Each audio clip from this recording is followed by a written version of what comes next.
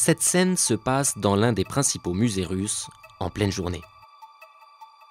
Regardez bien cet homme.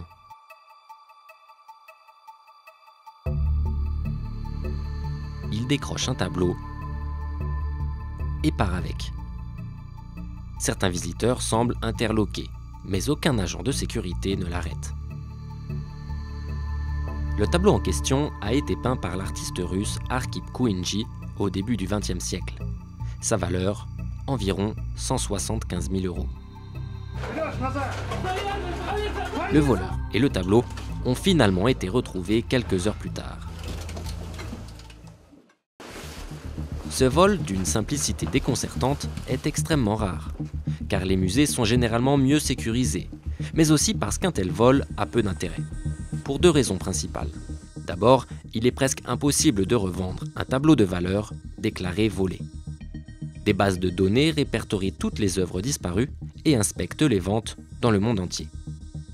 Ensuite, parce que même sur le marché noir, une œuvre volée n'intéresse pas grand monde. Sans aucun certificat d'authenticité, elle ne vaut pas plus de 10% de sa valeur initiale. Invendable, inexposable, parfois difficile à transporter, un tel butin devient un fardeau pour les voleurs. Le risque est finalement qu'ils cherchent à les détruire pour s'en débarrasser. C'est ce qui serait arrivé à 7 tableaux, volés en 2012 à Rotterdam. Signés par Monet, Gauguin, Matisse ou Picasso, leur valeur totale était estimée à 15 millions de $. Les voleurs ne parvenant pas à les revendre, ils les auraient finalement brûlés.